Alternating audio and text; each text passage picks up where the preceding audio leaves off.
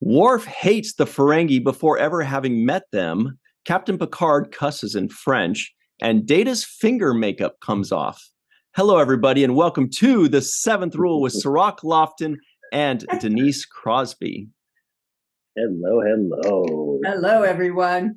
My name is Ryan T. Husk, and today we're doing a review of Star Trek The Next Generation, Episode 4, The Last Outpost, story by Richard Kurzemian. I bet that's how you pronounce it. Teleplay by Herbert Wright and directed by Richard A. Cola. This was October 19th, 1987. Where were you? By the way, very special thanks to Grandpa One for sponsoring this entire season of The Next Generation. We love Grandpa One. And also special thanks to Sean Jones for sponsoring this episode. That was a mouthful. I am just so pumped that we have gotten past Code of Honor and moving on. How you guys doing? Yeah. Wow, Code of Honor. That'll shake the core to the bone, won't it? Yeah. Yeah. Hey, a podcast that can survive Code of Honor can survive anything. Absolutely. An actor that can survive Code of Honor can survive anything. Yep. Thank you very much. Well, thanks to you. You carried that episode and made it actually halfway decent to watch. But this episode was kind of slow, though, a little bit. I don't know if you felt the same way, but I was like, all right, come on, let's get to it already. Wow. You just want to see the Ferengi. Oh, my goodness. I thought this was like flatline. This just was a flatliner. Flatliner. I mean, if the Ferengi didn't wiggle as much as they did, he'd be in a coma, throughout. Who was the one? What was his name? There was one of them that was doing hands. that. Yeah. What was his name? Mordock. He was he was living it up. It was an interpretive dance going on the whole way people through. on Ventura Boulevard doing this. Yeah. I kept thinking, I was like, why are they doing Star Trek Planet of the Apes? Because I just felt like the Planet of the Apes hand motions and stuff. It was kind of remedial a little, right? Yeah. Especially when these guys have a spaceship. I mean, I don't understand. It's just like, you're telling me they have technology, and then you're telling me they're cavemen. It's like, and caveman monkeys. They jumped. Yeah. When they were fighting, they were like hugging him, and wiggling on the bodies of Riker and like two little monkeys. Yeah. It was what? Yeah. It's funny because as much as I was angry about the last episode just hitting a lot of wrong notes for me, at least I felt a certain type of way when I was watching it. So I was watching it with a certain type of, all right, let me see what they do next. These guys are really messing this up. But I was into watching it. Mm-hmm. And this one was more like, this one was like, come on, guys. Would you just like, what the hell is this slow story for?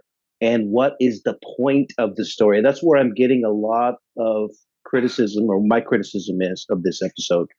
I feel like you want to tell a story about Starfleet, their morality, their prime directives, their whole mode of operation. Mm-hmm. And then you get into these really like boring kind of stories, really. I mean, they're largely boring and uneventful. And that's where I feel like the ability to encapsulate the drama wasn't there for me. So Twilight Zone, for example, Shatner on the airplane in that one episode where he sees the guy Something on the wing. Right. Right. It's not that much special effects. It's not that much story going on, but the suspense was all the way kept throughout the thing. So you didn't know what was going to happen. You felt the suspense, the right close-ups, the right camera angles were being used. And the pace was there. This pace was so slow for me, leading up to what eventually was the climax of them going onto the planet's surface, which had unexplainable events occurring, like them, Right. just unexplainable stuff. Well, you're not alone in feeling this way. I mean, the whole time I'm watching, going, "What is this about? What are they getting to?" You know, and they're setting the Ferengi up. Obviously, this is the big reveal. And I remember feeling when shooting it that this is what we're terrified of. You guys look like little butts. Little butt, with really bad teeth. And Armin will attest to this. I couldn't keep a straight face, when they were like going, ooh. Well, we'll get into that in a minute, but I'll tell you something. But what's it about? What is this about? And then you've got, that hokey ass planet we go to with the rocks, the cardboard rocks that are so obvious. And you've crystals. got, the Wizard of Oz coming onto the screen, and it was just really, I still don't understand how the hell everyone ended up in a different, when they beamed down and LaFour, Geordi is upside down. Yeah. What was Tasha? All of a sudden appears in the right moment, the heroic moment to with her phaser. I was fine with that.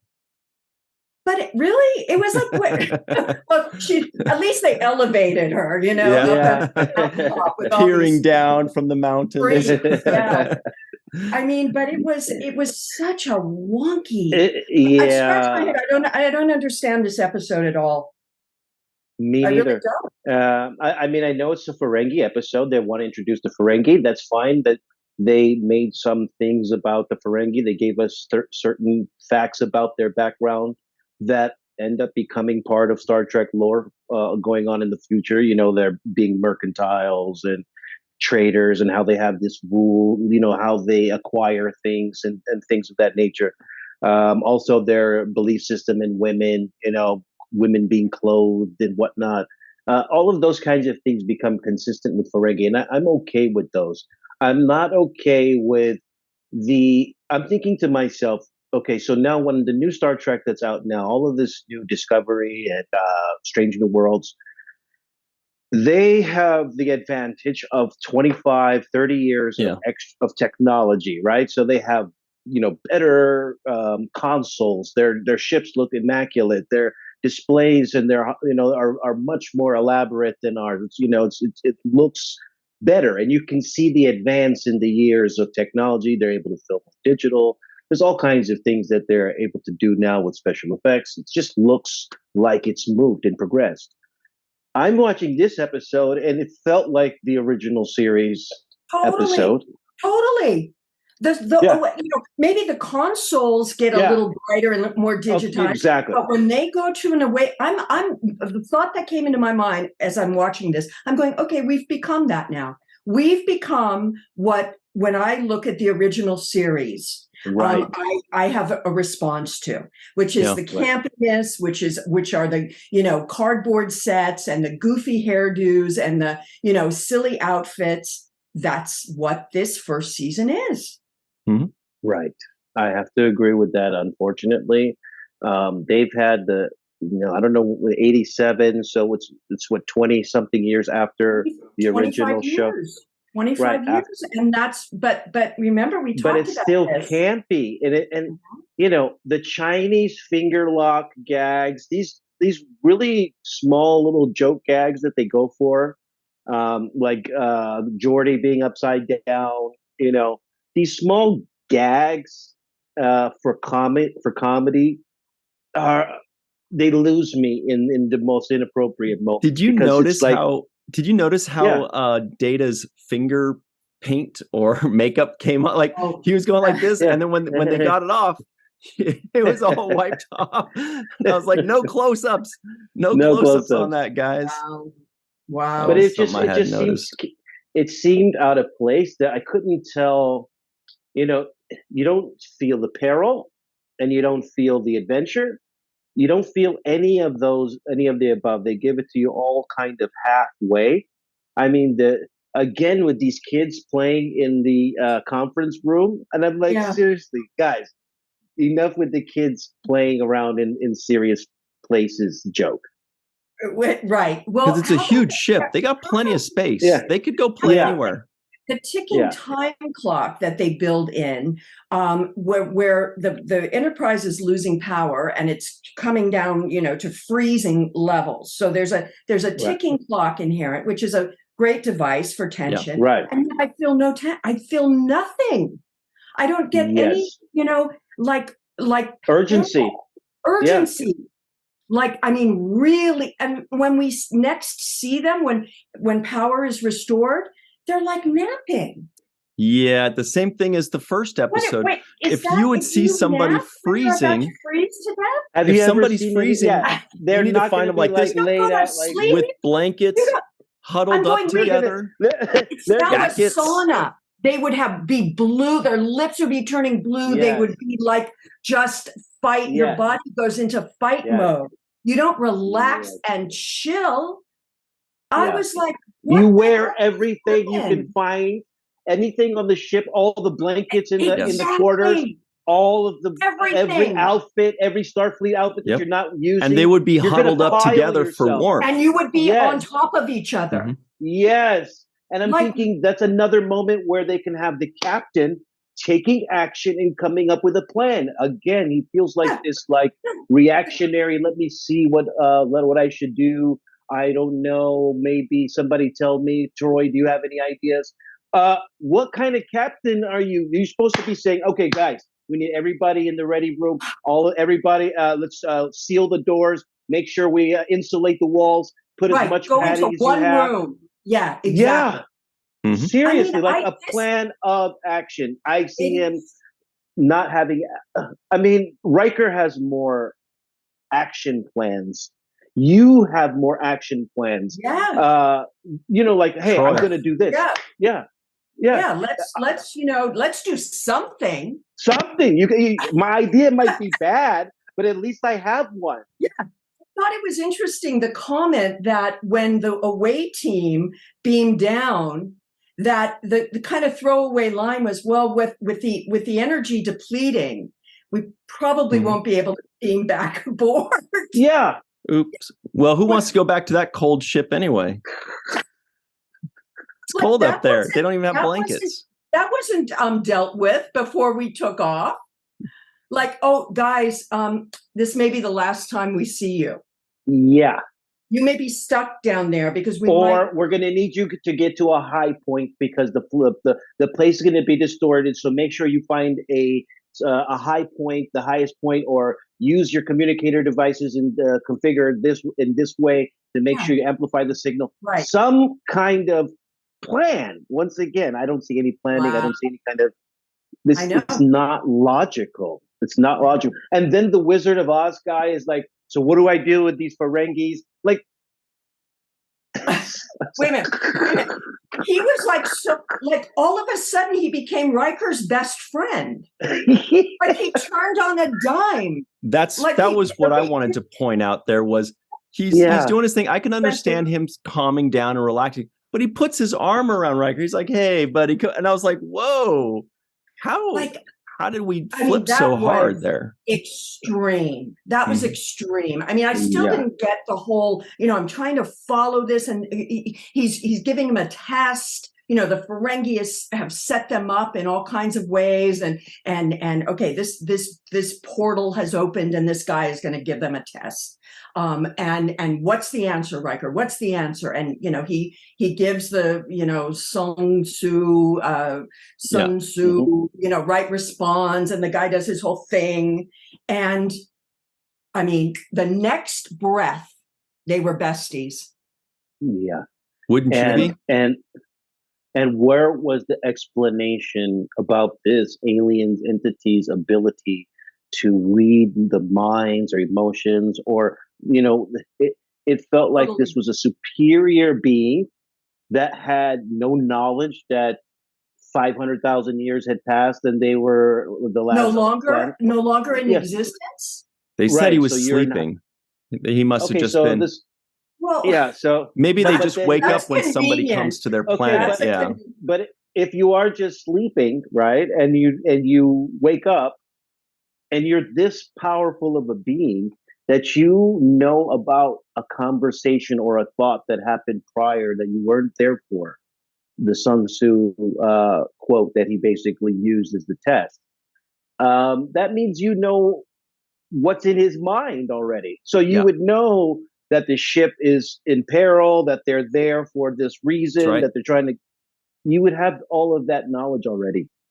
And to me, it's like, I mean, look, they're just getting their footing, but I just don't see how all of these things weren't flushed through in a writer's room where I would see just if me and you as just, I don't claim to be a writer, exactly.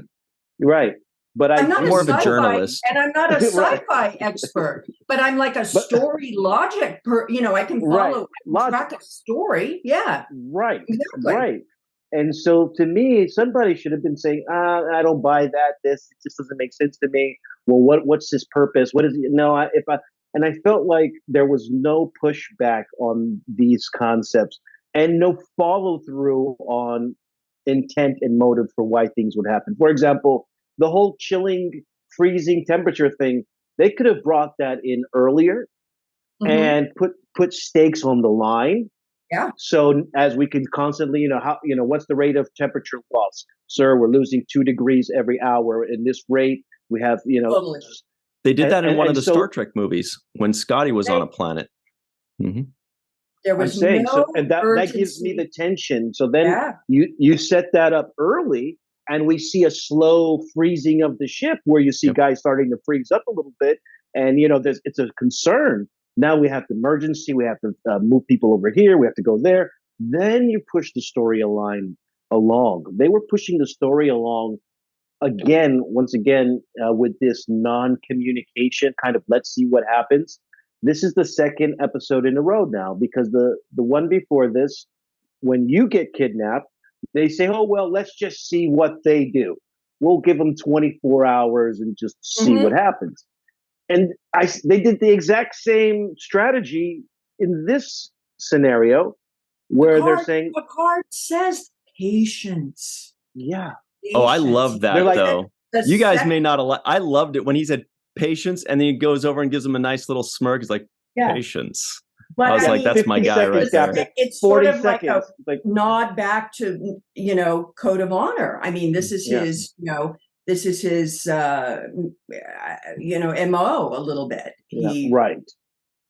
And speaking of honor, the Ferengi said, we will rather die before such dishonor. And I was like, boy, the Ferengi sure have changed a lot. Because and obviously we could talk about that. By the way, everybody at home, forgot to mention, ARMIN SHIMERMAN will be joining us in the second segment of this show. So we'll talk all about the Ferengi there. But I did notice quite a big, when they're talking about dishonor and, that's the only time, or maybe one more time, where we see the whip things. Would have been great to see those whip weapons. That was pretty cool. He zapped one person and it ricochets and hits all the other. I was like, how is their technology that much better than the Federation? Yeah. Watch me whip. Watch me. I know. That was. But who directed this episode? That was Richard Cola. Yeah. Okay. So and he likes to be called Ricola for short. Exactly. But, RC Cola. RC Cola, right. But there was a moment there when Picard had the Ferengi on screen, and I don't know if you guys were visually kind of disturbed by the way it was framed, but it seems like his head was superimposed on the screen, and they were over the shoulder behind Picard as he's looking at the screen, and it just seemed awkward that his head was so big. It was like they used it close up on the green screen or whatnot, and it just did not sit well visually for me. I felt like it should have been kind of like how an on screen normally would look like. It would be on a TV screen or projecting surface. It felt like it was weird to me visually. I don't know. Did you get the ratio? That? Well, the ratio from our bridge to just a full screen facial, which I don't recall using that maybe ever again. We'll see. If I don't the think ratio, so you're right. It's the ratio. But it could just be that the guy was up really close. Well, I was Maybe curious. That's not ARMIN, nearsighted. right? No, that was not him. ARMIN. No, because I was curious. How did they? What was filming like that? Yeah, because you saw all of it, like his no. It was just, it was too close. And yeah, that was. I know. I had some problem with that as well. It made me uncomfortable. It felt like an IMAX theater version of the. Or if you're watching Avatar in the front row. Right. Yeah. Like, It's like, I got back up a little bit. I can't, I don't want to see inside your nostril. I could, it was too much. And maybe the joke was lost because they kept referring to, ooh, God, the Ferengi were reacting to our ugliness. Yes. And in fact, when you flip the screen, you've got this full on, ugly thing in front of, right. Supposedly that's the ugly. Big joke. Yeah. That's the joke. Yeah. But What about when Picard, for the second week in a row, got snooty about French stuff? I don't remember him being like that later on, especially considering he's extremely what's British. Up with that? But he was saying he's a nationalist. He was saying red, white, and blue. He's like, well, but blue, white, and red is the beautiful way to do it, or whatever he said. Right? And then Dave goes on into talking about German. Right? I'm like, I would have liked that Frenchie better. I was like, he's snootier about French than you are, Ryan. I think he's impossible defensive about it. but that's the thing. I don't remember him being like that. So he must not have been like that in later seasons. It must have been just then, because that's 2 episodes in a row. Yeah, they're trying to convince us that this obvious British man who drinks Earl Grey tea is French. Yeah, just drive that home, gang. If you went to use the bathroom, in last episode, we're going to make sure this dude is French and he feels it. He's not going to let you forget. And he gave out a shout out to John Mayer, who I didn't even know was singing at that time. Is that who that was, Ryan? Cirroc. What you mean when he said merde? Yeah. Oh, that's what he said. Oh, yeah. He cussed and he said merde, which means shit. Oh. But no, John Mayer was maybe not even maybe born, a lot. probably. Yeah, barely born. Maybe. May I say that? They're really pushing the French thing with him right now, though. Yeah, they are. Yeah. Yep. How about the kind of change or tone in LaForge's kind of vibe? How he got super pumped as soon as he had a task. He was like, yippee! I thought he was going to turn into, do a song and, not Robert Guillaume, but, Flip Wilson what's his name? It looked like he was going to go out into a full YMCA. Can you give it to me? Brother,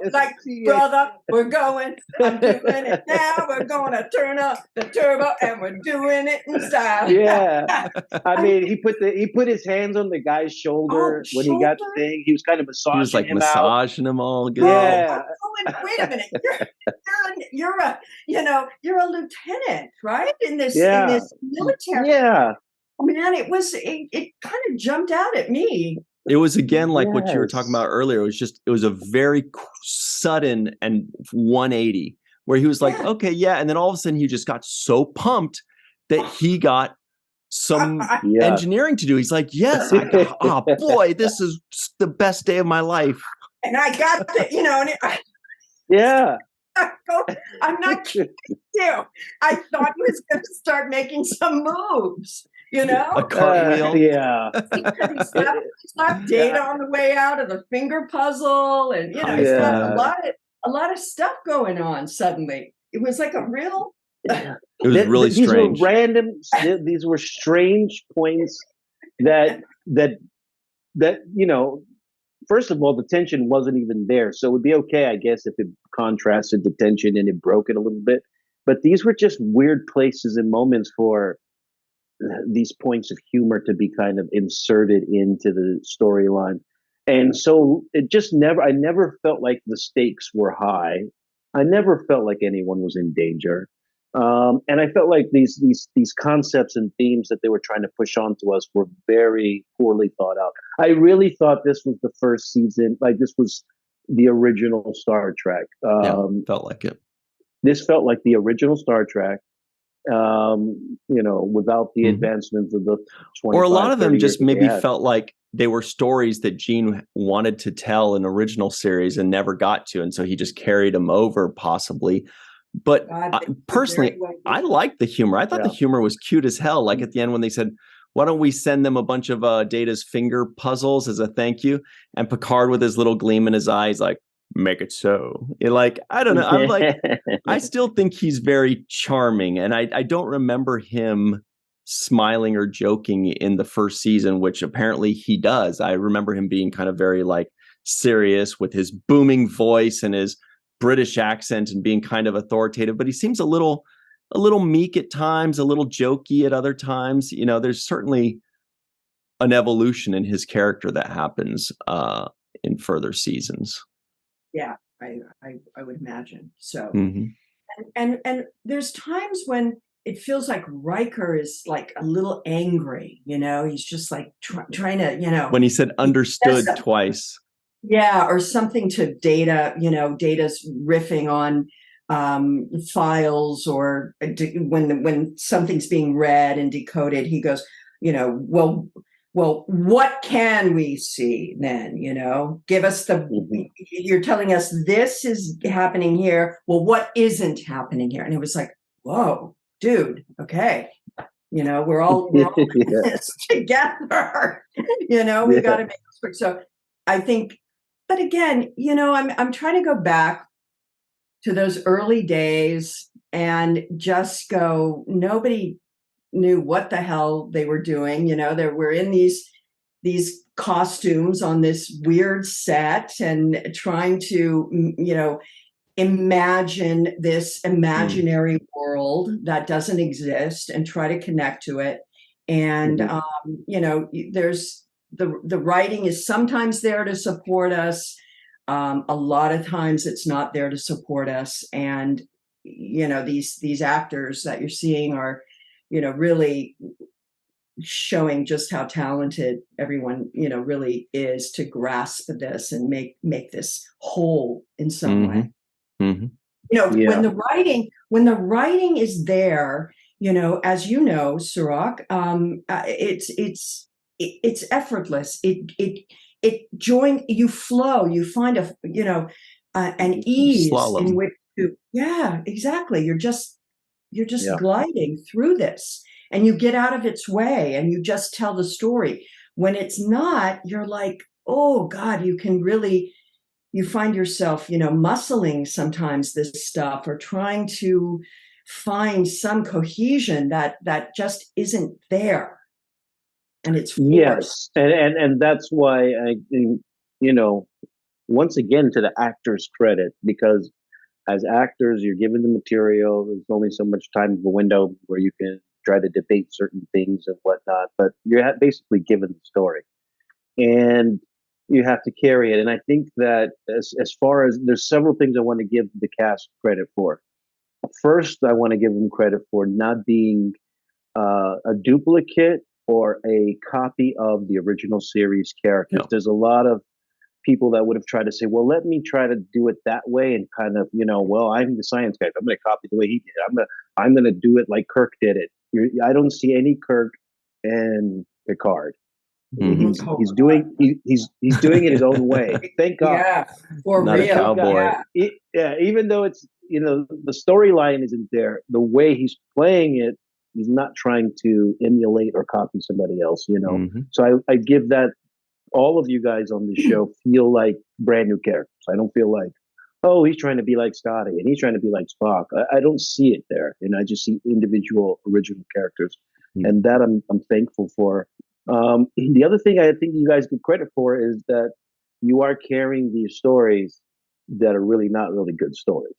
So you're having to, I think that's why LeVar Burton makes a choice in that moment to do it that way because maybe he felt like, there's no story here. I gotta give him something. Yeah. Well, and he's searching, he's searching for who is this guy? Is he that guy that, still can bring it on the ship, on the bridge, even though he's one of the lieutenants on the main bridge, but has he not lost also his his persona in all of this?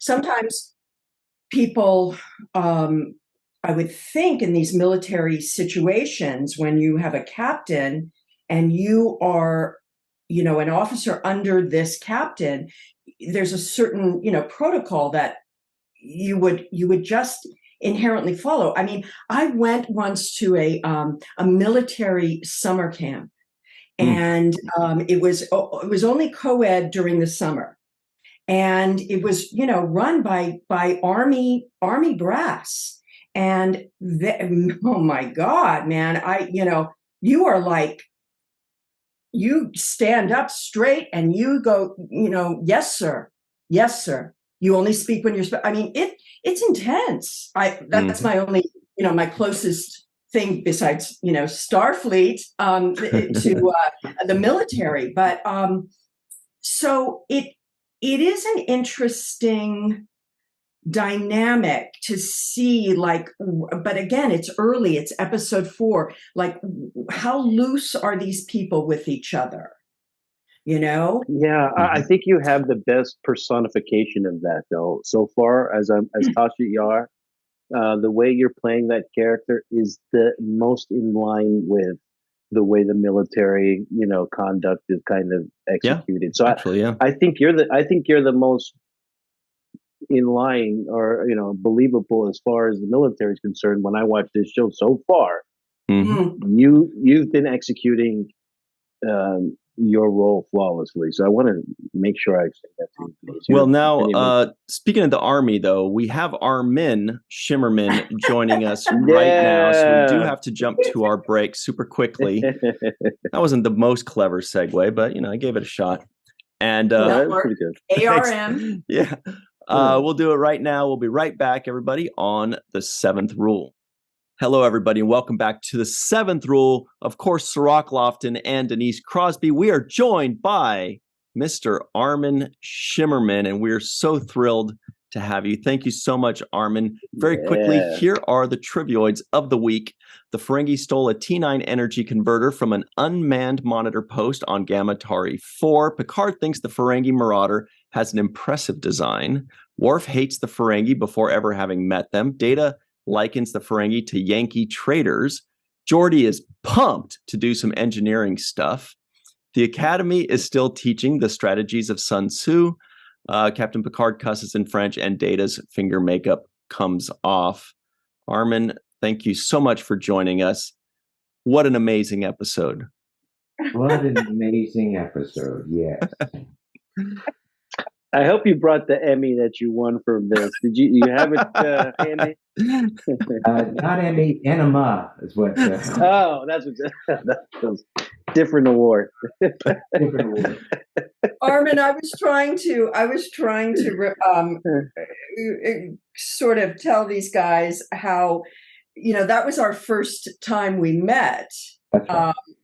And how madly I fell in love with you right in that moment, but how I laughed my butt off when I saw you guys, and this build up to these threatening enemies that we had heard so much about, that their reputation precedes them, and then you guys, the 3 little amigos, show up, and I was trying to somebody screwed up somewhere, Denise. Somebody screwed up somewhere. because you're right. We were given the introduction that we would be the new Klingons, and then and we would be a threat to the Federation. I think we were more of a threat to ourselves than to the Federation, especially in this episode. Little head and went, it's just a little butt. It's just the cutest little butt. Cirroc will tell you, all on Deep Space Nine, that's what they called me, was the butthead. So, well, I grew umbrage too, because that's exactly what it looked like. No, but I now know why you apologize for this episode every time I talk to you. I had no idea why, but now I know why. and it's not really, it's just not your fault. You obviously it's my fault. No, it's my fault. It's my fault, and the writer's fault, and the director's fault, but it's primarily my fault. I did things in that episode which, in hindsight, were horrible, egregious. And if I had it to do over, I would change 110% of it. But yes, it's not all my fault. There were contributing factors: costumes, makeup, direction. I was going to say it must have been direction, because all of the Ferengi the direction is where I have the problem with the direction. The lines, the purpose and all that stuff. It was the direction, mostly the whole not standing still, keeping your hand gestures. It's too much for me. The jumping up and down, that was certain. I remember him saying, "Can you jump up and down more on that rock?" And I went, "Sure." More? On that painted cardboard thing? Yeah. With the stalagmites that never existed in nature. There was a lot of, I fault the director for allowing me to do things that I shouldn't have been allowed to do. He said yes to some choices I made, and he should have said no. However, before I go any further, let me make one disclaimer. I am enormously grateful for two things. One is I got to meet Denise and some of the other actors on TNG, who have become great friends over the course of my life, and I'm enormously grateful for that. So thank you for that.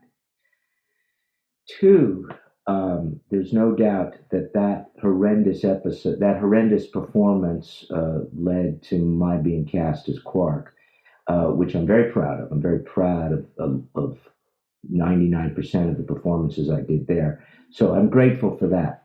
That said, it was an inauspicious beginning. Mm-hmm. They said that Telic guys got grit. What? So when you went in for Quark, you were like, I'm not going to do that again, right? That was in your head already. Yeah, that was in my head for 7 years, Cirroc. I've often said my whole time on Deep Space Nine, not that we want to talk about Deep Space Nine, but my whole time on Deep Space Nine was an effort to erase that. Mm-hmm. This episode. You did. Yeah. You did, because this is not the Ferengi anymore. This is a primitive version of what the Ferengi. Jumping gerbils. That's what they are. They're jumping gerbils. And unfortunately, the two actors that primarily were working with me, Jake and Tracy, they followed my footsteps. They took cues from me, and I led them astray. Although Jake did some very fascinating things that I liked, but I really shouldn't have emulated. I shouldn't have copied. Was Jake the one that was doing this stuff? The hands. Yeah. Ironically, I don't want to make this episode just about me, but ironically, the first play I ever saw, Jake Dangle was in. It was 12th Night, and just as ironic, there was another actor in it named George Hearn. Perhaps some of you know that actor's name, George Hearn. George was in that play too, and George, many years later, introduced me to Kitty. Oh wow! So Jake and George were in it, and my dear friend Angie Bird was also in it. So, but finding out that Jake was in that first play while I was on that set doing The Last Outpost was quite a surprise to me. Mm-hmm. Small world. We were just talking about how small the world was. I did learn something watching this episode. I didn't know this before, so it's funny when you get to learn something new. I didn't know that the comm badges were made out of gold. Tastes like gold. First time I've heard it. I didn't know that either. It's the first reference. Is that why we were going after the comm badges like that? Mm-hmm. Yeah. Yeah.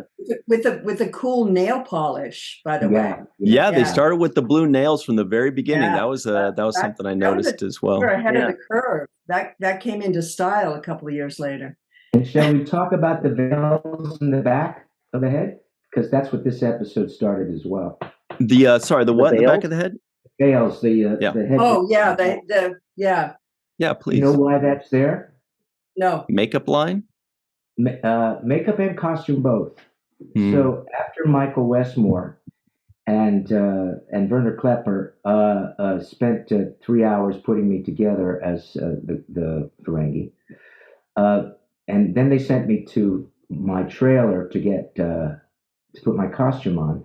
I came back to the makeup department and said, there seems to be a gap here between the collar of my shirt or tunic and where the makeup ends. So that basically the makeup stopped and there was about 2 or 3 inches of my neck showing in the back. Mm. Oh. And obviously the costume department and the makeup department hadn't discussed the lengths on these things. And so Michael went out and got that piece of material that you see on the back of in that picture behind Ryan, and a stapler gun, and he said, "This is not going to hurt." Wow! He stapled that material onto the back of the prosthetic head. Wow! That's where those came from, and That's the reason cool. why, again, I don't want to diverge into Deep Space Nine too much, but the reason Quark never had one of those is that Michael had time to finish the makeup. Now, Armin, apparently episodes 4 and 5 were shot out of order because you said this is your first appearance on Star Trek, but this was not your first day acting on the set of a Star Trek episode.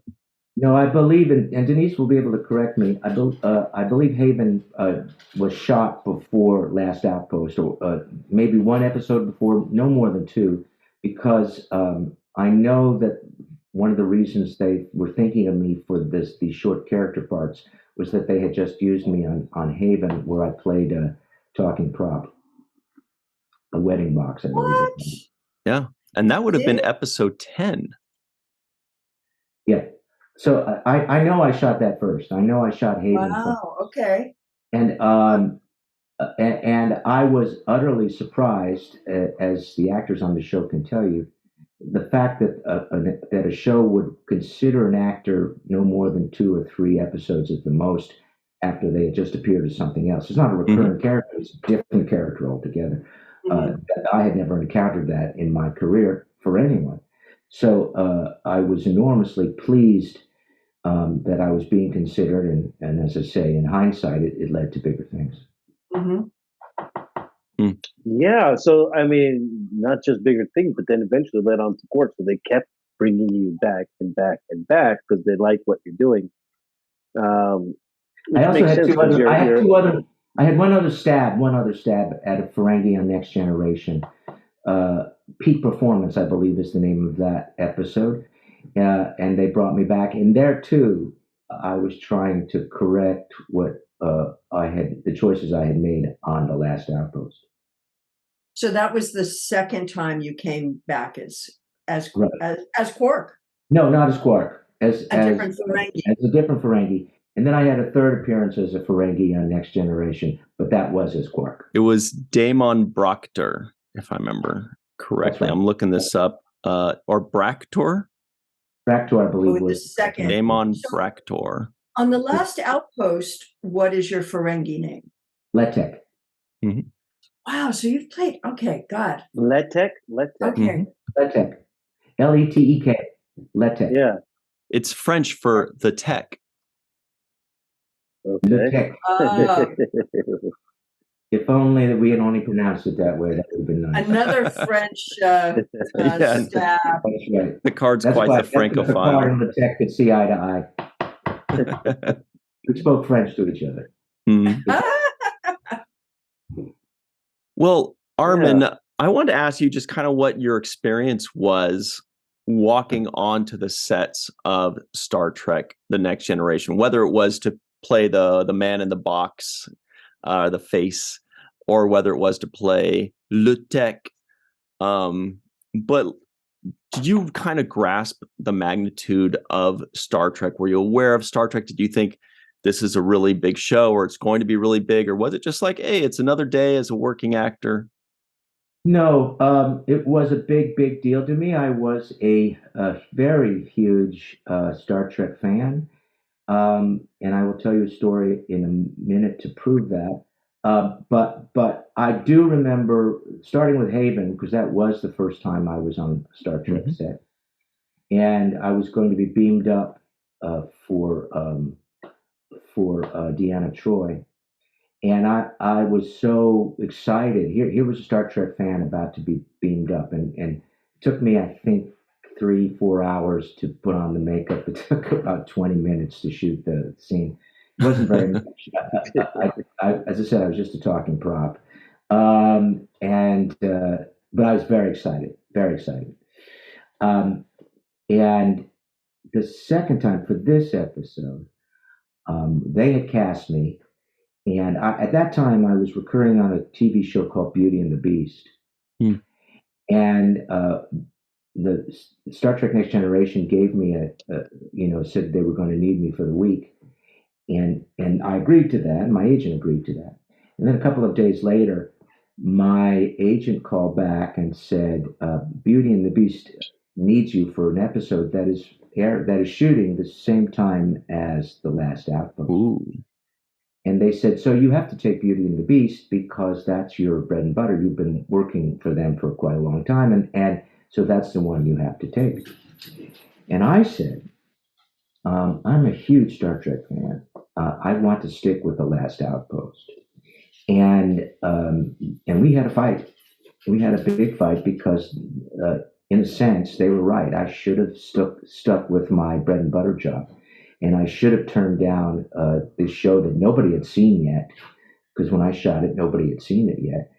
And it was a big if, whereas I was already established on Beauty and the Beast. But we had a fight. I was a big fan, and because I was the client, I won the fight. And of course, the rest is history. The future. Oh. I don't do that at Beauty and the Beast conventions. I do my show. Now Star Trek is your bread and butter. They weren't able to readjust the dates. No, they weren't. When I saw the Beauty and the Beast episode, I was tickled because some character came on camera, and my character on Beauty and the Beast was called Pascal. And this person said, well, Pascal says this and Pascal says that, because Pascal was. Did you ever go back to Beauty and the Beast? Yeah, that was my question. After that, okay, yes. So that wasn't a deal breaker for them. It wasn't like, okay, don't. No, they were very fond of me, and this is way too short a situation for me to explain how many times and how many ways they were fond of me. But I will. One last little thing about Beauty and the Beast. When I was cast as Quark. I knew that I had to wear that makeup on a regular basis. One of the first people I called was Ron Perlman, who had played the Beast on Beauty and the Beast. And I asked Ron how he dealt with wearing that much prosthetic day after day after day.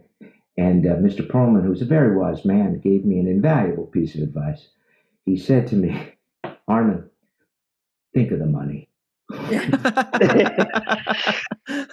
And thus Quark was born. Absolutely. Wow. He was right in more ways than one with that character you were playing too. That's the funny thing. That's great. So obviously the lore and legacy of Star Trek when you're getting involved with it. That's why you chose it over Beauty and the Beast. When you're on the set, because Denise and I were kind of talking about that set with the crystals and stuff, and we were thinking how it looked a little primitive and almost like the original Star Trek. Were you like, oh, this is it? I thought it would be more than this. No, just how did you feel about that? I was truly impressed by that set. I remember walking on the soundstage at Planet Hell. I walked onto Planet Hell, and was bowled over by what I saw. I was totally bowled over. In hindsight, I probably should have been a little jaded, but I wasn't at the time because I was a big fan. And here I was on a foreign planet, and about to engage. And although it was my first meeting with Denise, I had met Brent before, and certainly Jonathan. Jonathan and I had belonged to an acting company in New York together. It was called the Impossible Ragtime Theater. It's a little known fact, or perhaps not so little known, that I've known Jonathan longer than I've known Kitty. But I also knew Brent, and I knew Brent through Kitty because Brent was Kitty's baseball coach on a baseball team that Kitty played on. Wow. There's 6 degrees of separation. Yeah, I did not know that Brent was into baseball. That to me, my kid is a minor league player. You think he might have said, "Oh, I coached baseball." Was it It was baseball, not softball. It was baseball, and it was an all women's team. It was a show league. It was, I believe, it had to be Brent's agent's team, but it was all women.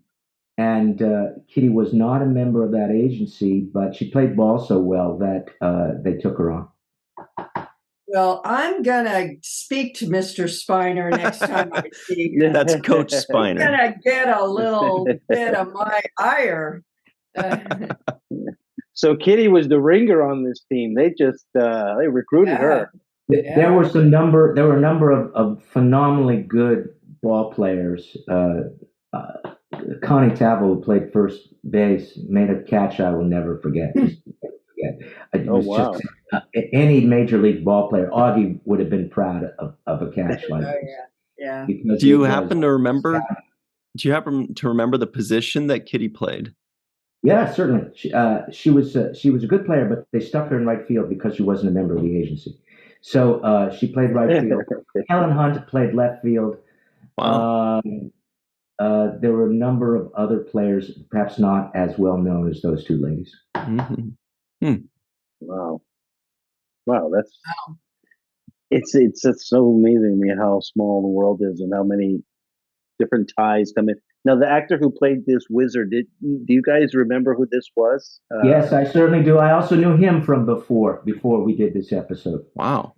Daryl Enriquez and I were and Kitty were all members of a cabaret troupe here in Los Angeles, so I knew Daryl from we performed together for at least 2 years before we reunited on this show, but we had known each other for a long time. So there were quite a few people that I did know, but as time has gone by, I haven't seen really Daryl but 3 times since this episode, whereas I've seen the others, Jonathan, Denise, and everyone else, quite a bit. Here's Daryl Enriquez here. Yeah. Jumanji, Star Trek VI, The Undiscovered Country. He was also in, apparently.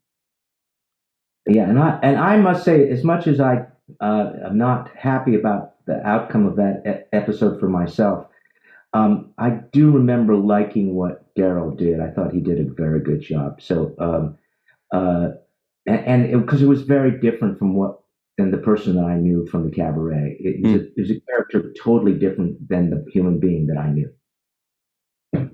Well, we've got you for a couple more minutes here, Armin. Sorry, what were we going to say, Cirroc? I was going to say, when you come onto the show, you're dealing with a new cast, but you know some people very well. Who did you find to be the most welcoming or kind of showing you around and saying, "Hey, let me show you this"? Who was the person that welcomed you the most? Denise. Aww. Denise was the nicest and the most welcoming, and the others were friends, so they were welcoming too. But for the people that I didn't know, Denise was far and away the person who was the most welcoming. And one of my most favorite lines was said to Denise, which I just adore, which is, And it is true. You work with your females, arm them, and force them to wear clothing. That's as I've told you before in the second episode of Deep Space Nine. I could not keep a straight face. I'm not kidding you. I was, the camera's on him. I'm not even on camera. And I'm dying. Sure, we had to do it a few times. That's why he loves me, because he went, this woman, she's, I love you for all sorts of reasons, Denise. That's not one of them. But it was a delight to say that to you, though. Oh, it was one of my favorite, for sure, Next Gen lines. Absolutely, no question. I noticed also that the Ferengi didn't have the bottom teeth. No, and they had, unlike the Quark makeup, which was basically two pieces of prosthetics and the teeth, so 3. Letek had 7 pieces that he had to wear. I had to wear, and so they each individually had to be painted and put on separately. So that's why that took, I think, about 3 hours to put on, as opposed to Quark, which took 2 hours. Wow, they just streamline. They get better, at it. Yeah. They just, I mean, you guys were in early days, and everybody was learning their job. Like the prop department, they gave me that blue piece of foam rubber and said, "Make it look lethal." You did, though. I was telling these guys too that, in those early days, we'd go to Planet Hell, and there were 2 things that stand out. One is the studio, Paramount, had a slew of stray cats, and they just the studio cats that live on the lot. And for whatever reason, Planet Hell was their litter box. It was always had like a sandy, gritty, texture.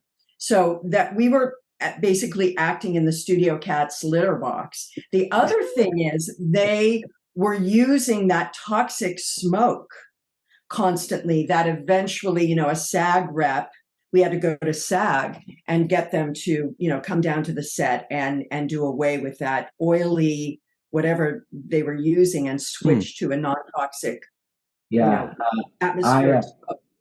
I actually was sitting on the SAG board when that happened, and it was demanded of all sets that oil-based fog had to be not used ever. And I think they went to just regular water-based fog. Yeah, I think it was causing people physical problems. I mean, I had bronchitis from that, and so those were the early days, and that was, I'm sure they were using it in all of the Ferengi scenes. Yeah, I remember. Wow. On our show, Cirroc, I remember we're going to be using smoke. There'd be a sign on the outside door, and I would specifically look every time that they posted that to make sure that it said water-based smoke. Very nice. What? I had no idea. That's crazy. Yeah.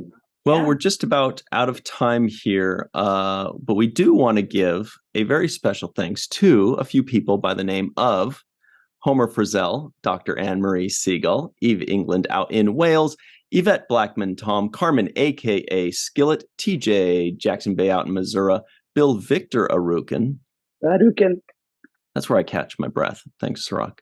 Titus Muller, Darlena Marie, Dr. Muhammad Noor, Tierney C. Diekman, Anna Post, Rex A. Wood, Anil O. Palat, Joe Balsarati, Mike Gu, DQ, Neil Akasaka, Justine Norton-Kurtzen, Dr. Stephanie Baker, Carrie Schwent, Faith Howell, Edward Foltz, live from Tokyo, Matt Boardman, Chris McGee, Justin Weir, Jake Barrett, Jane Jorgensen, and of course, Dr. Susan V. Gruner.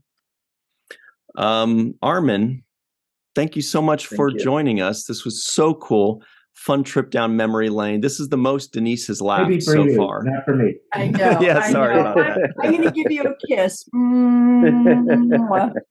Thank you. It took 35 years. But thank you so much, really. And we're going to see each other soon, very soon. Yes. I'm assuming Kitty's coming, yeah? You're assuming correct. And is Ken coming? No, he prefers I just go off and do. And that's fine. To be honest, it's easier for me because he can hang out with Augie. That'll be the last few weeks before Augie heads out, and I'm just, for me, it's work. It's like, it is fun, but it's easier for me to kind of function. Just as a tidbit, I remember the only other cruise I've taken was with you. And on that cruise, you got the information that Augie had gotten his first professional offer.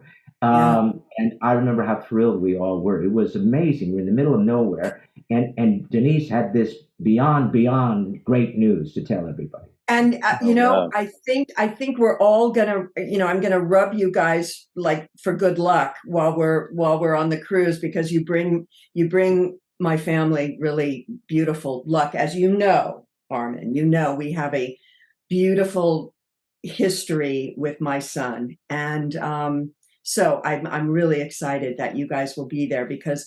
And if I'm just rubbing you all the time, don't take offense. The Great River provides. It's just, I'm soaking in the mojo. I can help with the mojo. I'm happy to do that. Just don't let Kitty see it. Just everybody watching this. I promise you good seats. Yeah. All right. So stick around, everybody, for the free for all. We've got that coming up next, and we'll be right back on the 7th rule.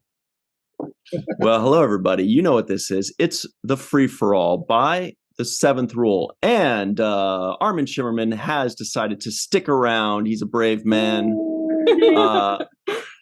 Joining us right now are Malissa Longo, Dr. Muhammad Noor, Goldu Scott Jensen, live from Tokyo, Carrie Schwent, Justin Weir, TJ Jackson-Bey out in Missouri, Dr. Susan V. Gruner, Jed Thompson, Tierney C. Diekman, and maybe Darth Vader.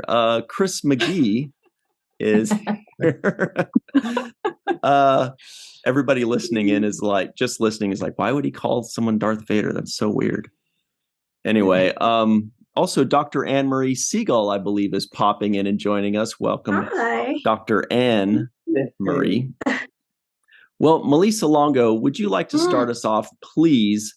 Tell us, did you watch this episode recently? What'd you think? I did watch this episode recently, and woo-wee, to quote Geordie LaForge. Yeah. And then another quote that stood out, Uncle Sam. Worf. Gotta love Worf. Also impractical and provocative. Anyway, those are my impressions for Excellent. the day. I thought it was actually pretty interesting. I thought the Ferengi were interesting. I didn't hate them. They reminded me of 3 things, and feel free to disagree all you want, but they reminded me of the Dawn of Man from 2001: A Space Odyssey, the 3 witches in Clash of the Titans. Very good knowledge. 1981, not the new one. And then also the plucky Puck from A Midsummer Night's Dream. So it was kind of a mashup of those 3 things for me. And I thought it was an okay starting point for the Ferengi. It was like the dawn of the Ferengi. I'm glad to see that they evolved and grew in Deep Space Nine. I am happy with their evolution in that show. And Aaron really wanted a whip. Careful what you want.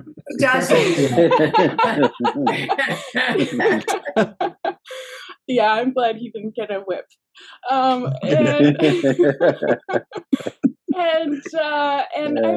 happy. I was happy to see Tasha Yar save the day again.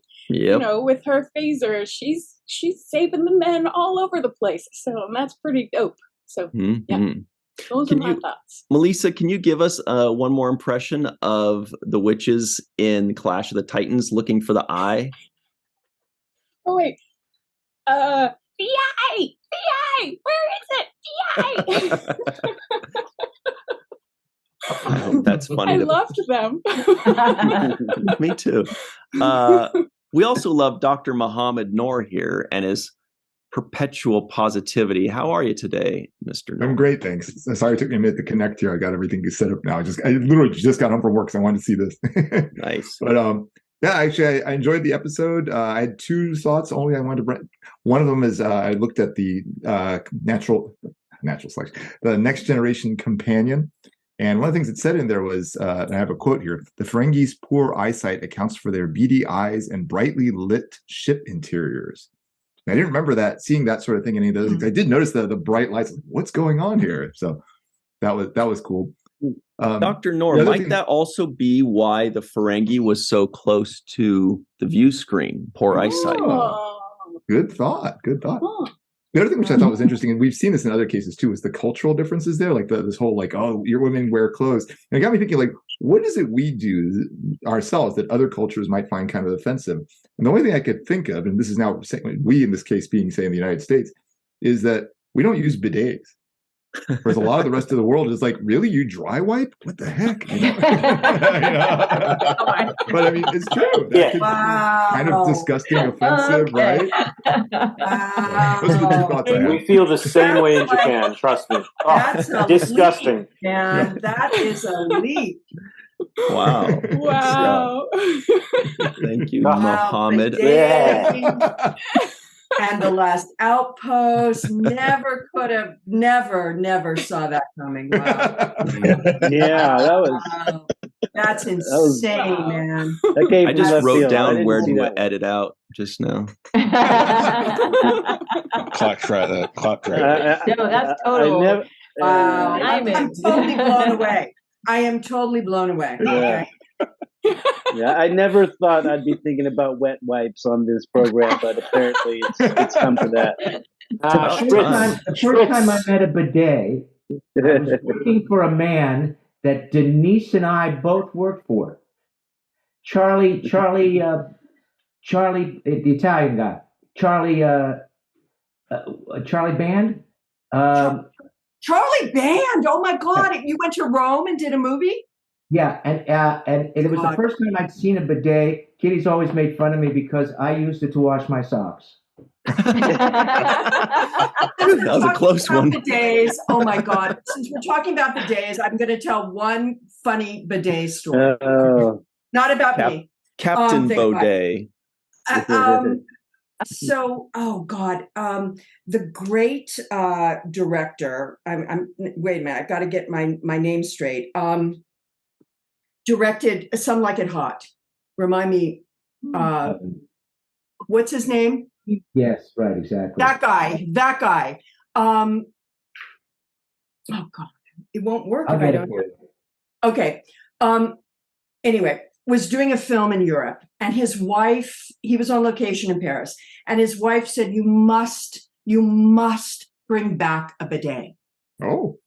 And he said, "Okay, darling, I will. I've got to get back. You know, I'm working." Billy Wilder. Billy Wilder. Okay, Billy Wilder's wife was just constantly on him. Darling, did you get the bidet? Are you sending it? Did you find one? I must have one in the house. It's all the rage. It's just fabulous. He goes, "Darling, I will. I promise you." So finally, at the end of the film, she's going, "Billy, you got the bidet, right? It's coming. He said, "Darling, why don't you just learn to do handstands in the shower?"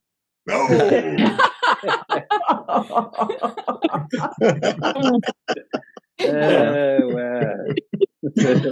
So, I think I'm not a stand-up. So on that note, Goldu Scott Jensen, have you seen this episode recently? And what are your thoughts on the dry wipe? Well, I have no idea how to follow any of this up, so it's better dry than not at all, I guess. I don't know, but this episode was a whole. This episode I wasn't as fun as this, but this episode was pretty fun too. Not for me. I really enjoyed a lot of the little overtones that they were in there. The submarine battle, it had a little bit of a feel of Balance of Terror that we talked about from the original series when they first meet the Romulans. I felt there was a lot of feel of that, and then this whole stalemate, and we don't know who's going to make the next move.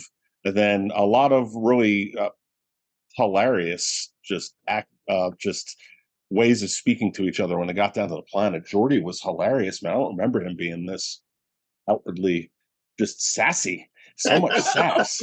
It was so great. Like I was waiting for his next line. It's like, what's he got next? Come on, Geordi, all the way to the very end, to the very last scene. Absolutely great. Yeah. And then it had a great moral message at the end about just letting your character do the talking. And I thought that it was, like Malissa said, a very cool beginning for the Ferengi. And I don't know, maybe this was just a different group of Ferengi that act more. I don't know how this is going to work for the audio. Little dance, man. They did a little dance. More dot. Somebody can write a paper. That's how you make yourself look taller, right? You throw your arms up like that. And that's the power posture. Mm-hmm. Power. I'm going to do that too, man. Yeah. Karate Dunking Kid. on everybody. That's what they're doing. If you ever see a bear Speaking of in posture, the woods. if I may interrupt. Speaking of posture, Malissa said puck, but actually, if you look at this episode again, and I don't suggest that you do, but if you look at it again, you'll see that Letek has a little bit of a hunch and walks with a limp. Oh, it's not puck. So Richard One of the many things I did wrong, I was doing Richard III, actually. Wow.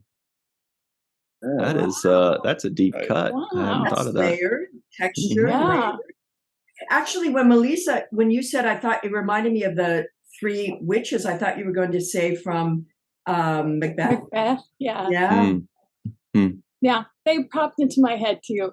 Yeah. All right. Speaking of royalty, Mai live in Tokyo is here. Hello, Mai. How are you? What did you think of this work of art? Fantastic.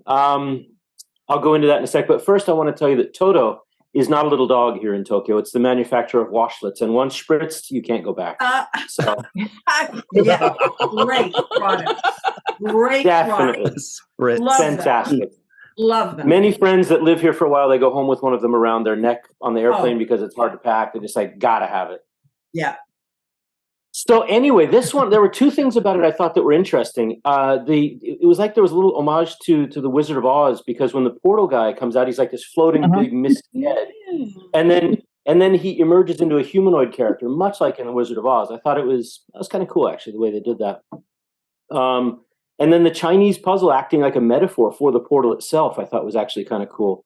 The portal observed in the behavior of the Federation and the Ferengi, the way they dealt with each other. He says, in overt acts of belligerence, normally I would have destroyed all of you, but something confused me. He says, first you wanted to destroy each other, then you were willing to assist each other, which is really what the puzzle is doing. The puzzle binds and it imprisons, which in the extreme would lead to someone perishing. And the portal was prepared to let them perish until he realized they were helping each other. Much like the Chinese puzzle was, when you help each other, you push together, pull one side, then you can get released. So I thought it was very cool the way they used that as a metaphor for the portal and tied it all together there. And I'll leave my comments about the Ferengi until after Armin's gone, because that was whoops. This was not their no one can denigrate the Ferengi more than I can. All right, I'll go ahead and say it then. They were about as watchable in this episode as are the Klingons in the blooper reel that has been going on for 4 years. Oh, I see where you're going with that one. So 5 years. 5 years, yes. But that was a really good point about when you pull the finger puzzle apart, there's more tension, which was exactly what the ships. What happened to the ships? They said the harder we pull apart, the more tension there is pulling us back together. Excellent points, that went over my head initially. Dr. Susan V. Gruner is here, who only says things that go over my head. How are you today? Great.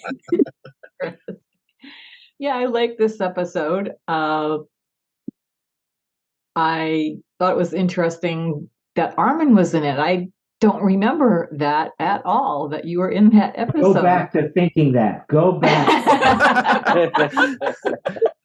I thought it was the way they introduced the Ferengi. I mean, they did grow a lot. They did evolve a lot in Deep Space Nine, but I didn't think it was that bad. I thought what Mai said was absolutely right on. I didn't think about that Chinese.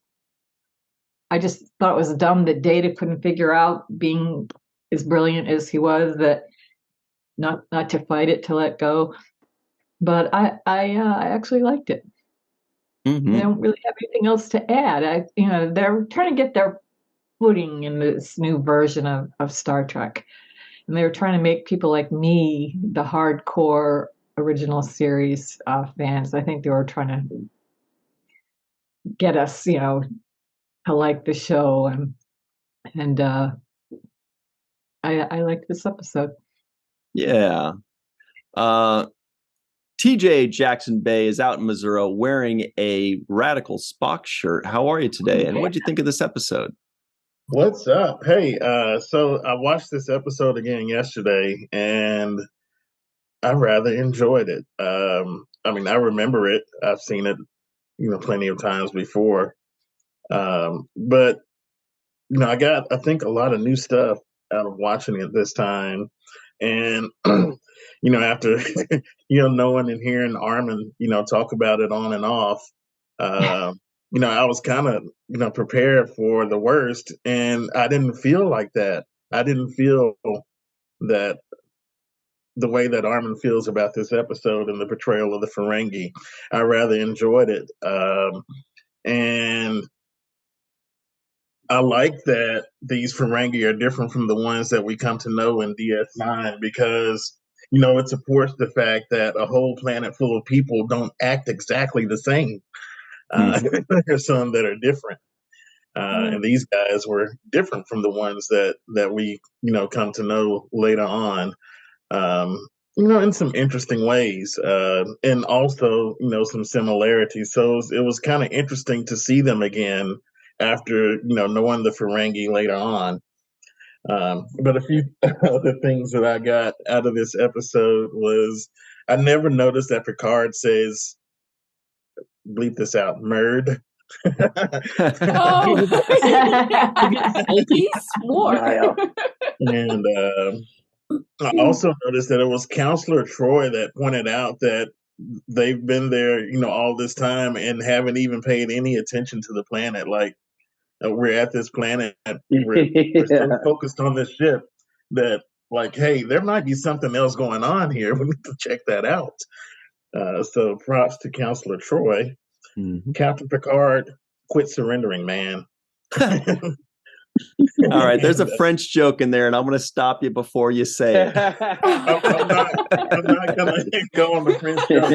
But speaking of French, he does use that French curse in the episode right after they said French was an obscure language. So, way to bring it back, Picard. It was neat to first hear the Ferengi say "Human." I'm glad that stuck. Yeah, that was in there. Yeah, that was in there. Do you remember which of the Ferengi said it? I don't. Think not the ones on the planet. I think the Daemon said it on the ship. Yeah. The one on the ship. Yeah. I always thought I invented it, but obviously I got it from someone else. Thank you for that. Thank you, TJ. Thank you. You were there for it. It was also neat to kind of see a little bit more of the kind of crosstalk going on the bridge between Data and LaForge, and seeing their friendship kind of build up. Even in the last episode, in that shaving scene, we know that Data had made a razor, for LaForge. We never saw that, but so their friendship is growing, and that's pretty neat to see. But man, LaForge's sarcasm is off the chain. Hanging upside down, and Riker's like, "What are you doing?" He's like, "I'm ready." Like, what's it look like? And so it was funny. A couple of other points. Oh, I just put like Armin with exclamation marks when we got on the planet and saw him, because I was happy to see you. And it was neat to see the beginning of knowing that the Ferengi can close their minds off, not just to the Betazoids, but even the last Outpost guy, the Takan guy, the portal didn't read them. So that was interesting. And it was noted that in the ship-to-ship communication, they thought that they were hiding something there as well. So that was pretty neat. Like even in the visual communication, something there is hitting. And my last point is when the people on the ship were losing consciousness, and they wake up. Picard wakes up sitting between Counselor Troy and Beverly Crusher. Like I can't. He was ready, man. He was ready, prepared to go out, surrounded by beautiful women. Could have worn a jacket too, but whatever. I just thought that was pretty funny. But also, aside from that, kind of funny point, he's got his most qualified people, sitting beside him that can help him in this situation. And so, kudos to that portrayal as well. Mm-hmm. And last one, Deanna handing out blankets with her exposed uniform on. We got some more clothes for herself. Yeah, you put a the blanket same. on, girl. Yeah. All right. Good stuff, TJ. Thank you. We've got Justin Weir is up next. Hello, Justin. How are you? Big fan of The Who, but doesn't watch Doctor Who. Did you enjoy this episode? Correct. Yeah, I like this episode. I'm going to start with your alien images still shocks me. That's to all of you. Yeah. It was very nice to see Armin Sherman's name in the credits. Like that was like guest star. First thing you saw. It's like, oh, we're back in Deep Space Nine. Here's a suggestion, because I know you joked about it in the past. We should start a countdown with how many times Picard shuts down Worf, because I counted 2 in this episode. Yeah, and it's hilarious every time. I think there's actually a master cut on YouTube of it. There is. It's like 10 minutes long of every time Worf says something. But are Picard we says, sure? no. Are we sure? Nams, I call it Wesley. Yes. That was, that's the one. I also agreed. I think Geordi wins this episode. He was hilarious. Like just every line. I wrote down the same quotes that have already been said. I like their little side talk on the bridge and getting busted for it. Also, besides loving The Who, I also love horror movies. And when Riker was the first one down there and he goes, anybody, I got Day of the Dead vibes when he's like, hello. And I know, Denise, you know a little bit of something about horror. I think the Ferengi whip lasers are awesome because they're lasers, but they shoot stuff. They took out 3 people with 1 shot. Yep. I mean, I think it's interesting at the beginning of the episode, Worf says, immobilized by the damn Ferengi. And then later on, we see 2 Ferengi dragging Worf. He was immobilized by the Ferengi. Yeah. The line when Picard said Wesley should face death alive, and she goes, is that a male perspective, Picard? No, I feel like that's a little, we're still hanging on into the past. A little sexist. What was his response to that, though? He that did was say a something. weird thing to say. That was weird. That line. That was weird. He said something. Rubbish. I got rubbish. It. That was the line. Rubbish. Yeah, rubbish. Rubbish. Yeah. That stood out to me. He has the right to meet death awake, is what he said to him. Mm-hmm. Is that a male perspective, Jean-Luc? Oh, right. Oh, rubbish. I thought it was funny when the portal guy was like, the universe exists to me to create life. I shall sleep. Man, you've been sleeping how long? That's inertia. Also, I think the Enterprise is a fun ship. It's got to be. I would like to ship over a box of Data's Chinese finger puzzles. Make it so. That's the ship I want to be on. That's a fun ship. And then the end shot on Geordi with the puzzle piece, I thought that was nice. That's all I got. It's nice to see you, Armin. You're a nice surprise. And Denise, Cirroc, Ryan. Everybody else. Thank you for wearing this shirt as well. Yeah. I did that on purpose. Quark's bar, excellent. Free Latex bar. advertising. We need a latex bar shirt too. All right. We've got Carrie Schwent here today. She's wearing a cool shirt in her own right by Abyssinian Kiosk. Yep. How are you today, Carrie? Did you watch the episode recently, by the way? Yes, I did. And took my usual copious amounts of notes. I've got my limerick, which thankfully my husband was able to help me out with because I got stuck on the end. I could not figure out how to get the last line. And then a couple things that amused me, and one thing I think I would have liked more of. But we'll start with the limerick. Ferengis give Jean-Luc quite a chase, only to have their ship stuck in place. To the planet they go, Portal puts on a show. Riker handles the challenge with grace. That last line is the one that Derek helped me out with. And there's a fantastic website that I've started to go to, like, words that rhyme with this, just to help give me ideas. Good. I imagine I will be dipping into that quite often. And yeah, I agree. Jordy wins the episode. So many things were just way too funny. His own version of, if I'm doing something and Eric asks what I'm doing, I'm like, no, just knitting a sweater. Just sort of his own version of that when he's hanging upside down. And the thing with the first appearance of that finger puzzle, what were those kids doing in there? Where were their parents? How did the doors even let them in? Yeah, exactly. Because they wouldn't have had authorization to even open the door. So how were they in there, playing with the models? And where are their parents?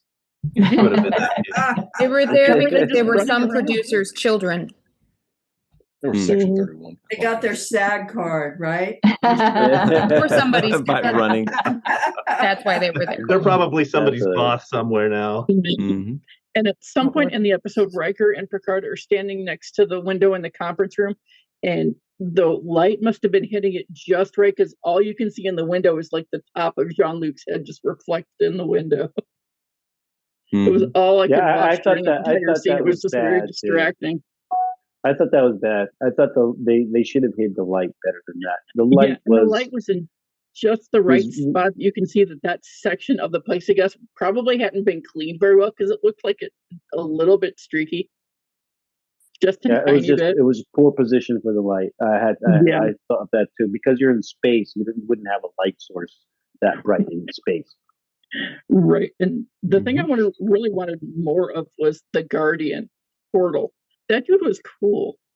Like, why go back to sleep? Walk around, have some fun, and then once you're tired, then go back to sleep for a while until the next person shows up, and you've got to, have your Oz, I am Oz the Great and Powerful moment again. And he got very friendly with Riker, so obviously they became buddies. Take him up to the ship, walk him around a little bit, give him some exercise. Have a beer. Right. Yeah, that dude was funny. I wanted more of him. All right. Well, great stuff there, Carrie. Stay tuned. I believe the Guardian of the Portal does come back in one of these episodes. Maybe. Dr. Marie Segal is here. She's shaking her head. She's like, Ryan's such a liar. What did you think of this episode? I mean, I love all Star Trek episodes, but I have to say this one's really special to me because it's the first time I remember like laughing at something that I saw on TV. Like, not only while I was laughing, like not only while I was watching, but like for forever after, which is Data just like trying to get out of the Chinese finger puzzle. And then at the end, when they beam them aboard to the other ship, I was like, this is hilarious. And I think I was like 3 or something, and just like really stuck with me of like how TV can be funny, and what an amazing revelation, because it's just wonderful. So this episode is a special place in my heart. Plus, I love Ferengi, and so it's the first time you see them, so I don't care. I love it. We got better. I mean, love at first sight. Very nice. I can only imagine those 3 Ferengi stuck on that planet trying to get out of that finger thing. It's such a hilarious image. Damn, wow. You wouldn't be able to move your arms around. Yeah. And then they would die. They would die because they couldn't move like this. So, oh my god. Plus, the other thing is, like, on Deep Space Nine, occasionally Quark will mention how he had to serve in, like, the galley of a Ferengi ship. And sometimes I'm like, ooh, after this episode, maybe he got demoted, and that's how he wound up as a cook. And then he came back as Quark. Oh. I love that. Must be that. Yeah. Good stuff, Anne-Marie. I feel the same way. I love every Star Trek episode ever, even the ones that are, well, anyway. Jed Thompson is here. How are you, Jed? What do you think of this episode? Have you watched it recently? I have, and I've watched it a few times over the years, and I liked it a lot more this time around. And I have to admit, and I think it, going through all the pandemic, rewatching all the series, I have a deeper appreciation for Ferengi. And I want to say that I really did enjoy this. And this is really where you start to see all these characters that we've come to know and love start to be those characters, and I really appreciated that. And of course, it's the fourth episode in of a series, but it's really you see these actors starting to become more comfortable, at least in my eyes, with their roles, and I really appreciated that. And of course, Data and Brent Spiner's just physicality and slapstick humor with the finger trap is just absolutely wonderful. I made a note of that. I had to, and a lot of the other things. And I have an opportunity here to ask Armin, did you, and I have a feeling the answer might be nothing. Did you take anything from this particular role to Quark, this instance? Because you just mentioned Data, I didn't take anything physical from the set, nor did I take anything physical from Deep Space Nine either. But because I had known Brent before doing this episode, and because it was a relatively new show for him, I asked him, what do you want to do with this character, Brent?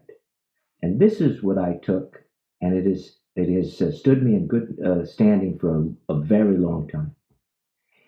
On that set, he said, on Planet Hell, he said, I want to take the character with the least amount of potential and make him into the character with the most amount of potential. Wow. And I think Brent did that. And that was my ethos as well for Quark, was to take the character with the least amount of potential and make him into the character with the most amount of potential. But that is what I took from the set, which was more valuable to me than anything else I could possibly imagine to take. That's fantastic. I think you succeeded. Yep. Yeah. Absolutely. Good stuff. Tierney C. Diekman is also here. She started with the most potential and still has the most potential. How are you today, Tierney? Great haircut. Did you enjoy this episode? So, if I'm being honest. But yeah, it took me a couple of watch throughs to get through everything. But Armin, you to segue from what you just said to go into my first point, and I'm very glad you're here because I was hoping you would be. The first thing I have noted is thank God for Armin Shimmerman as just not just a contribution to most of the sci-fi that I've watched throughout my life, but for the Ferengi. Thank God for you coming back into DS9 and doing what you did for the Ferengi as a species, because you made them, I think in notes I've seen called crazed gerbils with the dance and everything, to one of the most iconic Star Trek and sci-fi alien races that people think of. Even if they don't know what they are, they're not part of Star Trek, they know the look of the Ferengis, they know Quark, they know you. Even if they don't know DS9, they know Quark, they know you. So it's just thank God you came back and made them what they should have been. But as far as this episode, we have at least the good points of it being the rather, I wouldn't say humble, but humbled origins of the Ferengi. So we got them. We got them going here. They're very animalistic. I felt that maybe the view screen of he's right the hell here is an intimidation tactic more than anything. The bright blinding light and the right up in your face and the insults and the whips and the body language. And like I think in the first FFA I did was when we said marsupial far too many times of their potential origins, and just these they have very animalistic qualities. And the acting is, I laughed quite a bit, even though it seemed like the actors were trying to be a bit more nefarious, and the finger pyramid and tapping, and so it came off as a bit more it had a little bit of a Douglas Adams Hitchhiker vibe, especially with Portal coming in, which looking at it that way kind of made it more enjoyable. And we get snarky ass Geordi. He's the best part of this. Man, he carries it. So that was great. And he really starts pulling his weight through onto his promotion into engineering. So we start getting more of this iconography of Star Trek as we know it through this episode. We get a lot of shaky episodes in the beginning, but we can see it start to build what we know and love. But one thing I did look into, which I liked, which unrelated to a lot of the stuff, was I was curious about the prospect of the Taconian Empire supposedly just disappearing because their sun went supernova, even though they controlled supposedly like thousands of systems. I think Data said seemed a little odd that they wouldn't have a backup plan, or there wouldn't be a lot of people living in those other systems. So did a bit of looking, and I suggest others do as well. In the novels and possibly some other places, I think in New Trek, there is a lot of super cool knowledge and lore coming up involving Q and some other favorite characters that's very interesting. And I was hoping that the similarities with the Iconians, with the Ticonians, might be intentional, but as far as I can tell, it might not be. But some other interesting things there. But the best thing was just this feels like an origin episode in a lot of ways. Maybe not a great one, but led to great things. So, but certainly an origin story. Yes. So thank you, Armin, for giving us really good Ferengi and really great characters. Danny, thank you. Thank you for the compliments, but I must say it wasn't just me. It was the other Ferengi that Nog and Rom and even Brunt and Rand Nagus.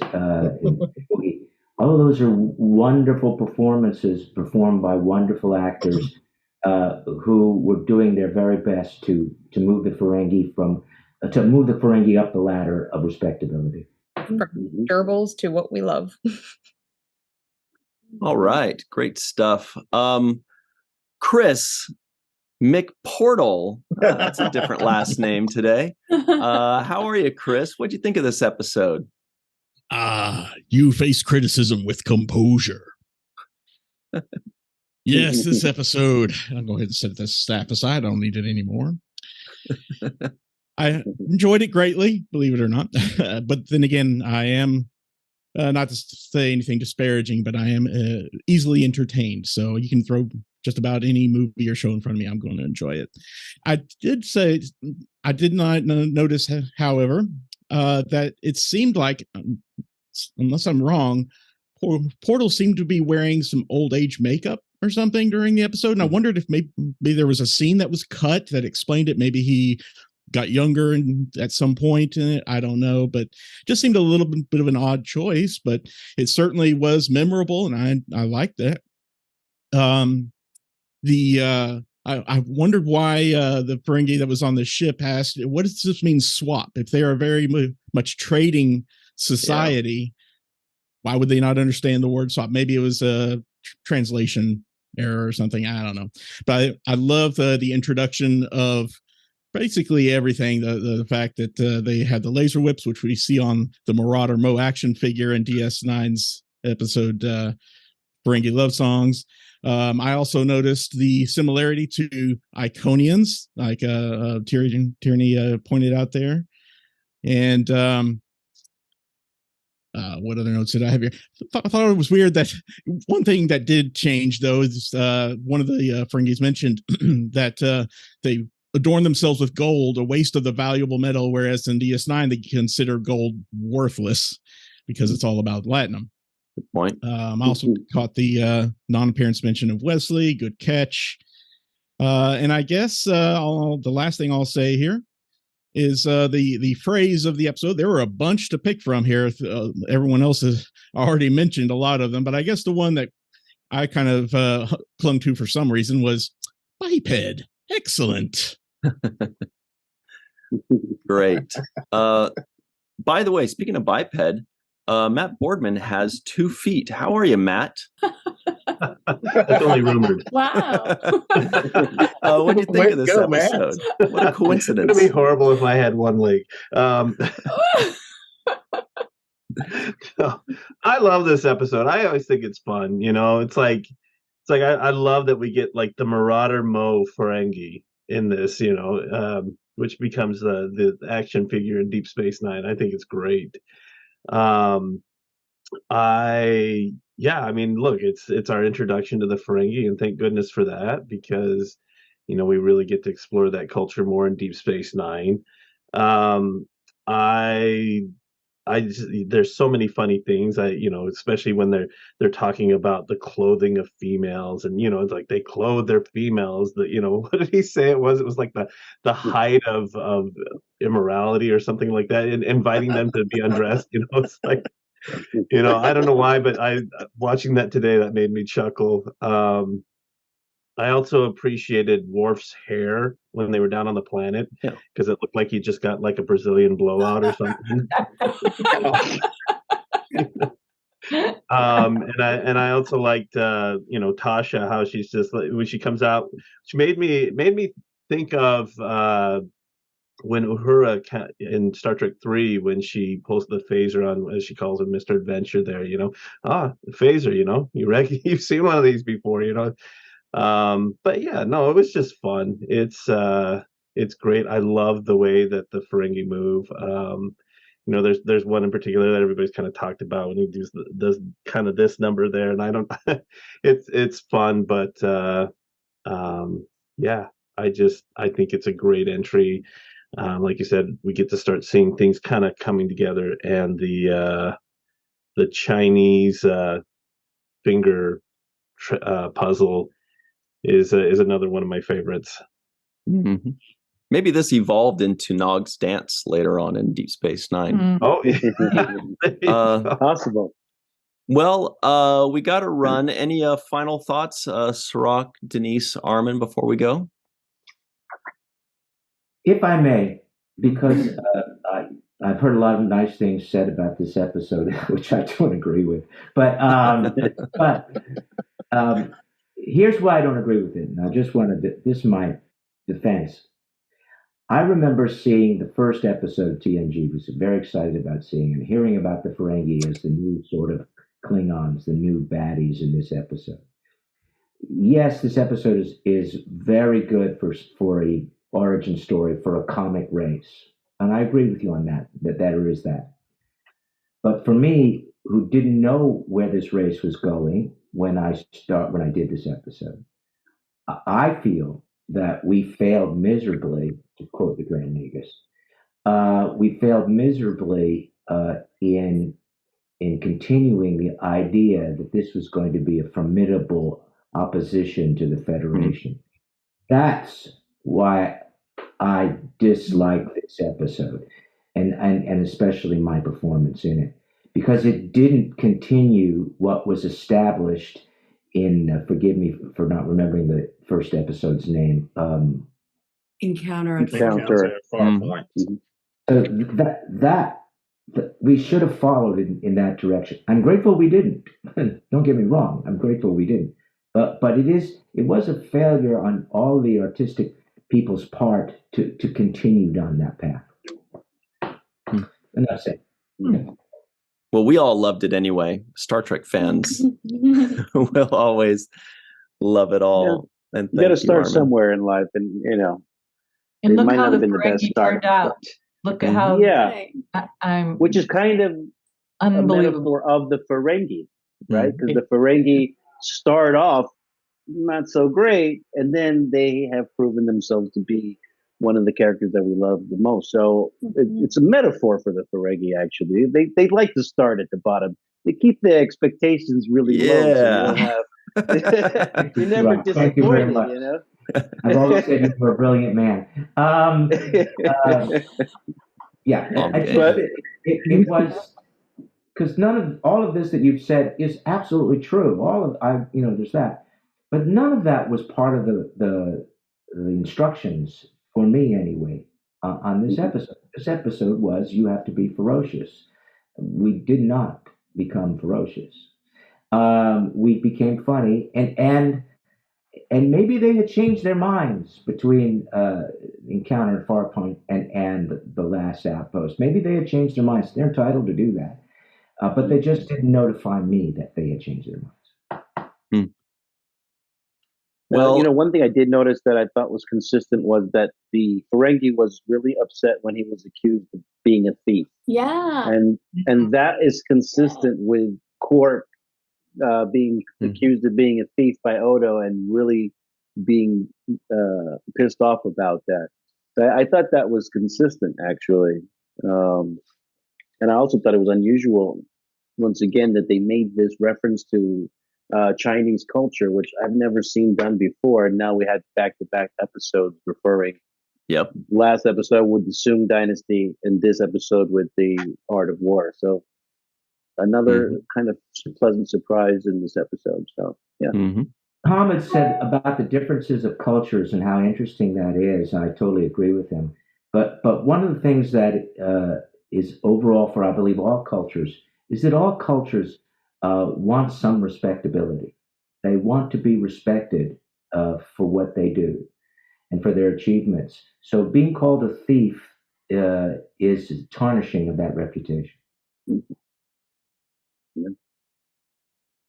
Great. Well, Armin, we truly appreciate you joining us for this, no matter how reluctant you were to crack open this one more time. But we appreciate you sacrificing for us, really, very much. And thank you for not making me watch this episode again. We tried. I have to look at the visuals behind you. Anyway. Denise is the shining light in that episode for me. No. Our friendship is the shining light in that episode. Our introduction to each other. It's the friends you make along the way. Remiss if I don't just say one thing though about this that I noticed watching it again after 35 years. So we're in episode 4. We're just getting going. We're just getting our bearings. I feel once again that the character of Tasha Yar is being objectified and sexualized. Because she is. And it is, we've now seen this in every episode through here, up to this point. There can't be, there's some reference of clothing or women or, why would a woman, you work with women, you actually respect your women, there has to be something like this thrown in. And it's so revealing as to where the men's minds at this point that were writing this stuff and in charge of this, in charge of things, who were running the show. Yep. And, you know, it's such an, you know, it's such a double-edged sword. Here this woman is being, you know, she comes out on the rock with the one that can take them all out right now and save the day. But, ooh, you know, she's got clothes on. So when you say you've got, when you say the line, you clothe your women, what's the first thing you think of? A naked woman. Mm-hmm. That's what you're really saying in that line. Is it's just and I agree. Like naked. Yeah, and the problem is that is appropriate for me for the Ferengi because that's a cultural thing for them.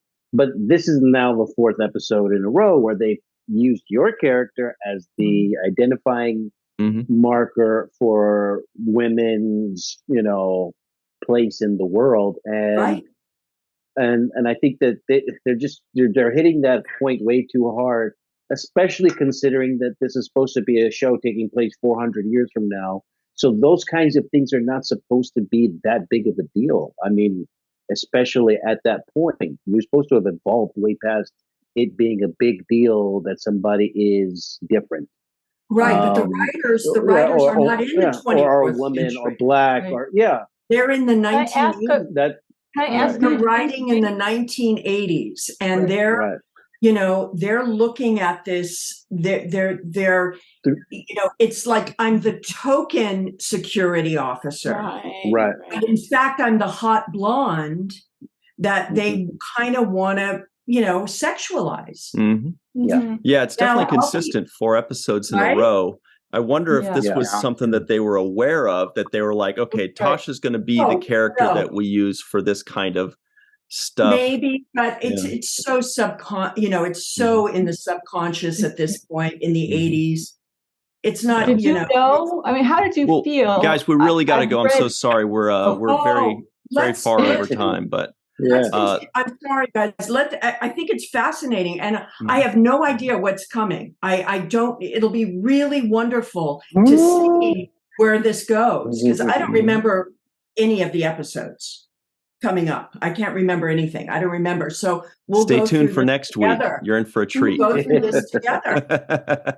All right, everybody. Right? We do have to run very badly. I know we say this every time, but it's a running joke. Mad.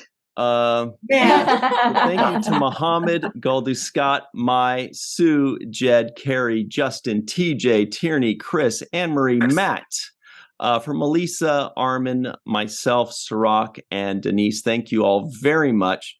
Truly appreciate you. We'll see you next time. Always remember the 7th rule.